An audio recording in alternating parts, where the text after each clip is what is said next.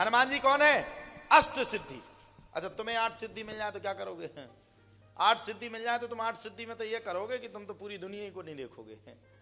हनुमान जी ने अपने जीवन में, मेरे अनुसार रहस्य की बात यह है कि हनुमान जी ने अपने जीवन में जितने भी कार्य किए, उस परोपकार को हनुमान जी ने कभी किसी को उपकार के रूप में नहीं दिखाया। और हम लोग क्या करते, कोई हल्का सा काम कर दें, कहीं कार्य कम हो रहा, वहां 10, 20, 50, 100 पाउंड चढ़ा दें, तो सबसे पहले अपना नाम हमने किया, सबसे आगे हम थे। लेकिन हनुमान जी ने जो किया वो आपके समझने से भी परे है। समुद्र को लांगे हनुमान जी? अभी तुमसे कह दो कि नदी को लांग जाओ तो बीच में जाने कहां डूबने लगोगे। हनुमान जी ने कैसे लांगा? जब हनुमान जी समुद्र लांग के पहुंचे लंका में, अब हनुमान जी तो हनुमान जी हैं, पहुंच गए। जब पहुंचे तो हनुमान जी जब लौट करके आए तो सभी ने हनुमान जी को बड़ी बधाई दी। बधाई हो हनुमान जी, तुमने इतना बड़ा समुद्र को लांग करके माता सीता का पता चला है, तुम में तो बड़ी शक्ति है। हनुमान जी ने कहा, मैंने कुछ नहीं किया।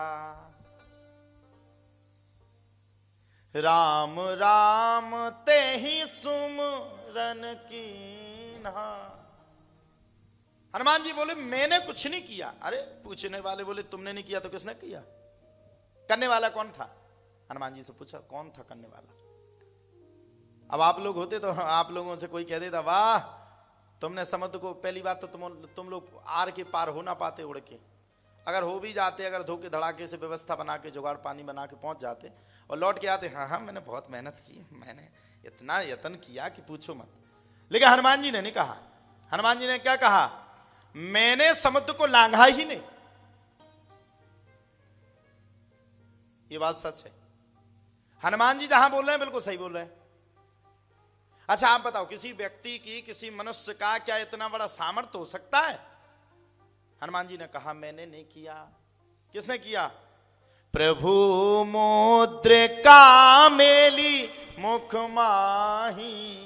प्रभु मुद्रिका मेली मुख माही। जलधि लांघि गए अचरज नाही। जलधि लांघि गए अचरज नाही। जलधि लांघि गए अचरज नाही। जलधि लांघि गए अचरज नाही। श्री राम जय राम जय जय राम।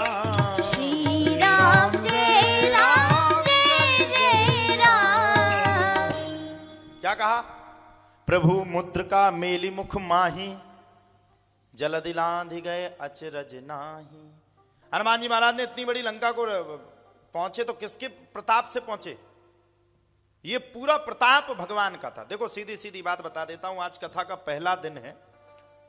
मैं इतना योग्य तो नहीं कि गुरु जी के सामने बोल सकूं, इतना भी योग्य नहीं कि आप सबके सामने बोल सकूं, लेकिन मैं आपको सीधा सीधा बात बताता हूं। भगवान जब जब संत, महात्मा, ऋषि, मुनि, तपस्वी इस संसार में जन्म लेता है, तब तब समझो जब उसके हाथ से परोपकार होने लगता है तो समझो यही साक्षात परमात्मा और ईश्वर का अवतार है। इसके द्वारा भगवान ना जाने किस रूप में नारायण मिल जाएगा। नारायण के रूप में जो इसके हृदय में भगवान है, वह भगवान इसके द्वारा इतना बड़ा कार्य करवा रहे हैं। इसकी बस की नहीं था, ये तो भगवान की कृपा है। ईश्वर की भांति मानो। हनुमान जी ने अपने जीवन में जो किया वो वीर गाथा थी। जहां तक भी किया वो कम नहीं था। और हनुमान जी ने क्या सीख दी? कभी जीवन में, आज के आदमी का है क्या, लक्ष्य बदल देगा। 1 मिनट में इस फैक्ट्री पे जाएगा, दूसरे मिनट में ये फैक्ट्री चाहिए, 15-20 दिन में ये कार्य करना, 20 दिन में वो कार्य करना।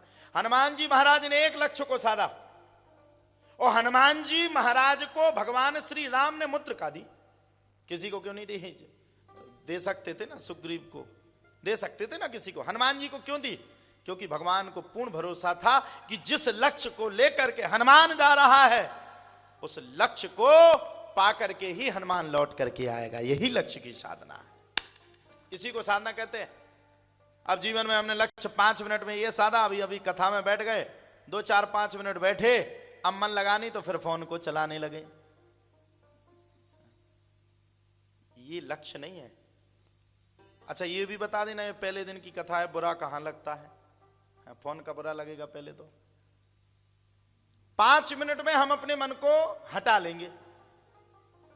मन के हारे हार है, मन के जीते जीत, मन ही मिलाए राम से, मन ही करत फजी।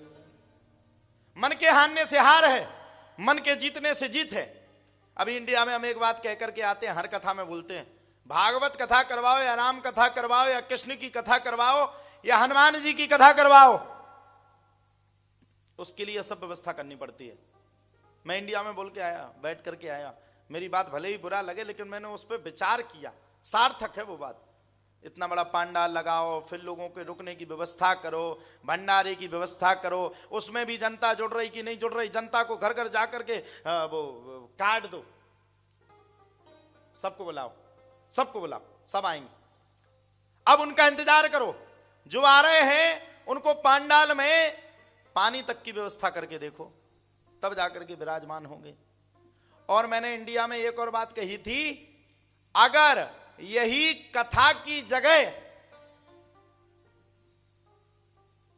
एक बढ़िया एलईडी टीवी पीछे लगा के वो जो नई फिल्म आई हो, जो रिलीज हुई हो बॉलीवुड की, वो लगा दो, तो ना तो भंडारे करवाने की जरूरत है, ना पानी बांटने की जरूरत है, ना जनता बुलाने की जरूरत है। इतनी पब्लिक आ जाएगी कि पूरे पंडाल को उठा के ले जाएगी।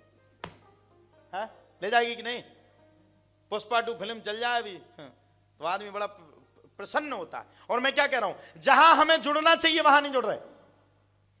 हनुमान जी महाराज ने सिखाया क्या?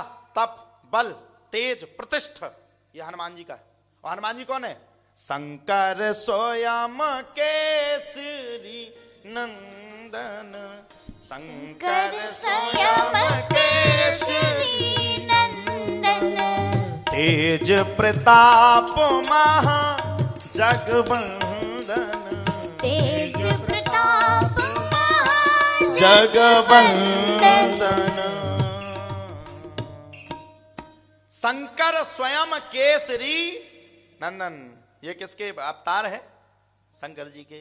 अब इसमें भी बहुत रहस्य है, मैं सुना दूं पहले, फिर आपको एक आध दो यहां वहां की कथा सुनाऊं। हनुमान जी शंकर जी के अवतार है, रुद्र अवतार कहा जाता है गुरु जी, मैं तो आज सुन रहा था। अब ये आए कहां से? हनुमान जी महाराज प्रकट कहां से हुए? अंजना माता के गर्भ से हनुमान जी प्रकट हुए, यही है ना। अब एक गौतम ऋषि थे, गौतम ऋषि के पुत्र का नाम था सतानंद। क्या नाम था? सतानंद। जनक जी के सतानंद कुल पुरोहित थे, यानी कि कहा जाए तो अहल्या के पुत्र सतानंद। सतानंद तब जनक बुलाए, जनक जी महाराज के कुल पुरोहित थे। पहले कुल पुरोहित चलते थे ना भारत में, यहां भी चलते हैं, कुल पुरोहित के द्वारा नामकरण संस्कार होता था। सतानंद की बहन का नाम था अंजना। और हनुमान जी किसके पुत्र हैं? तो एक हिसाब से कहा जाए तो सतानंद हनुमान जी के कौन लगे? कौन लगे? मामा। मामा ही तो हुए ना। सतानंद की बहन का नाम था अंजना, और सतानंद जी कहां थे? जनक जी के यहां। तो एक हिसाब से कहा जाए तो माता सीता हनुमान जी की कौन लगी? बहन। और बड़ी बहन कैसी होती है? मां बराबर। अब सतानंद की बहन का नाम अंजना, उनका विवाह है केसरी, शंकर स्वयं केसरी नंदन के साथ हुआ। अंजना बाल्यकाल में अंजना जी को श्राप मिल गया था, बानरी हो जाओगी, कोई बात हुई, ऋषि मुनियों ने श्राप दिया। अब जब अंजना जी को श्राप मिला, ये हम अपने आप से नहीं कह रहे, वाल्मीकि रामायण में इसका वर्णन है। मैं आज वाल्मीकि रामायण से पढ़ रहा था। श्राप मिल गया, बानरी रहोगी। और केसरी जी जहां रहते थे उसको कहा जाता था स्वर्ण पर्वत। स्वर्ण पर्वत यानी कि हनुमान जी कोई ऐसे वैसे घराने के नहीं थे, हल्के फुल्के घराने के नहीं थे। स्वर्ण पर्वत को ही कहा जाता है सुमेरु, सुमेरु पर्वत। आप तो हनुमान जी को ऐसा हम ना समझ में, हनुमान जी के पास सब व्यवस्था थी। वहां पर स्वर्ण से ही वो पर्वत बना हुआ था जिसका नाम था सुमेरु। और इन्हीं अंजना का पूर्व जन्म पुंजक स्थला नामक थी। अब इनकी जो आपको हम वीर गाथा बताए हनुमान जी महाराज कैसे आए। पवन पुत्र हनुमान, ध्यान से सुनना सब लोग, थोड़ी सी कथा सुना दें फिर मन तो नहीं लगेगा क्योंकि गहरी कथा हो गई, थोड़ा व्यथा भी सुनाएंगे इसमें। क्या कथा में ज्यादा गहरा पहुंच जाओ तो फिर और गड़बड़ी। पवन जी जो थे, अब अपन को कभी कभी खुजली होती है तो अपन लोग क्या करते हैं कि यहीं कहीं खुजली करने लगते हैं। हाँ, कभी खुजली हो जाए तो करने लगती ना। अब पवन जी, तो पवन जी पवन पुत्र हनुमान, अब वो जाए तो बढ़िया पर्वत से खुजली करें तो पूरे पर्वत गड़बड़ हो जाए। आपने देखा खुजली करते हुए? नहीं देखा। अच्छा, कहां से देखते, अपन तो हुए ही नहीं थे तब। अब सबरे ऋषि परेशान, ऋषि परेशान तो हम तो हुए थे, हमारा नाम ऋषि है नाम है ऋषि, हुए नहीं थे। अब सबरे ऋषि परेशान है, यार जब ये इतने बलवान हैं, बलों में श्रेष्ठ हैं, और अगर इनका आगे चल के कोई पुत्र हो गया तो ये तो इतनी थोड़ी सी खुजली में पूरे पर्वत को तहस नहस कर देते। कोई पुत्र हो गया तो वो तो विनाश कर देगा। ऋषियों ने श्राप दे दिया, तुम्हारे द्वारा संतान की उत्पत्ति नहीं होगी। ये वाल्मीकि रामायण का है, मैं बिल्कुल आपको प्रत्यक्ष प्रमाण दूंगा, बिना प्रमाण की बात नहीं करूंगा। अब अंजना माता भगवान श्री शिव का ध्यान करने लगी। वो जो पुंजक स्थला नाम से इन्हें जो श्राप मिली थी उससे अंजना हुई, अंजना में अपना भगवान का भजन कर रही थी।